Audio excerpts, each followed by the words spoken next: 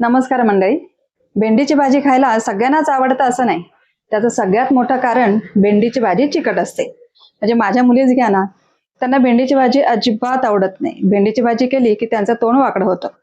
पण जर मी कुरकुरीत भेंडी केली ना, तर मात्र त्या तळायला घेतल्यापासून ती संपेपर्यंत ती भेंडी खात असतात. तर अशी कुरकुरीत आणि चटपटीत भेंडी कशी करायची हे आज आपण पाहणार आहोत.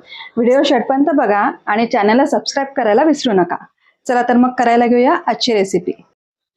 ही मी पाव किलो भेंडी घेतलेली आहे. 2 पाण्याने आपल्याला स्वच्छ धुवून घ्यायची.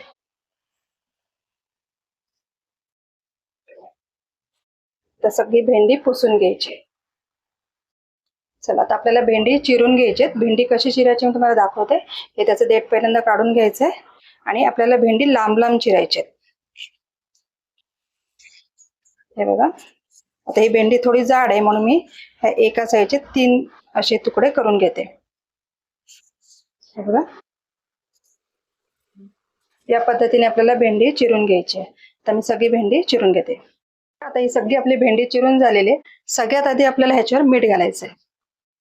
भेंडीच्या अंदाजाने आपल्याला मीठ घालायचंय.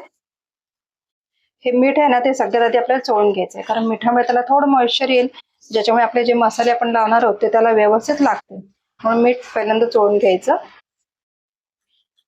आता हे बघा, ह्याच्यामध्ये पाव चमचा हिंग घालून घ्यायचंय, अर्धा चमचा हळद घालायची, 1 चमचा लाल तिखट घालायचंय, अर्धा छोटा चमचा जिरेपूड घालते, 1 छोटा चमचा धनेपूड घालते, 1 छोटा चमचा आमचूर पावडर.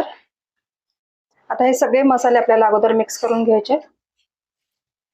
सगळ्या भेंडीला ते व्यवस्थित लागतील. आता याच्यामध्ये आपण 1 टेबलस्पून एवढं तेल घालणार आहोत. तेल व्यवस्थित चोळून घेऊया.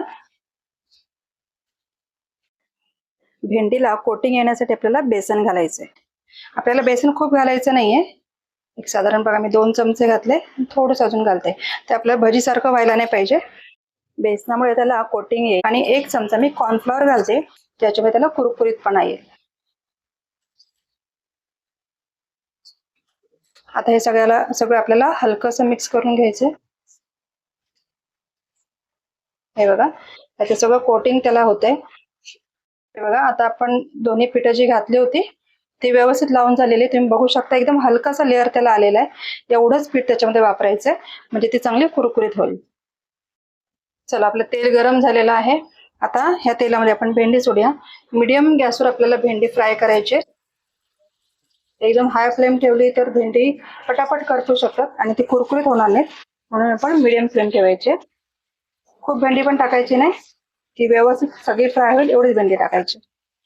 आता ही भेंडी कुरकुरीत होईपर्यंत आपण तळून घेऊया. हे बघा, आता ही भेंडी घाई करायची नाही पलटी मारायला. शांतपणे आपण तिला तळून घेतलेली आहे एक साईड. आता मी हिला पलटी मारते. हे बघा, एक साईड तिची चांगली आता तळली गेलेली आहे. आता दुसरी बाजू सुद्धा चांगली तळून घ्यायची आणि भेंडी आता कुरकुरीत होईपर्यंत आपण तळून घेऊया. हे बघा, आता आपली भेंडी चांगली फ्राय झालेली आहे.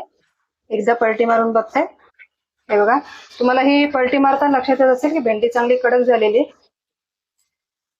आता ह्या स्टेजला आपल्याला ही भेंडी काढून घ्यायची. कलर एवढा यायला पाहिजे. बदामी रंगाची भेंडी तळून झालेली. आता मी ही काढून घेते.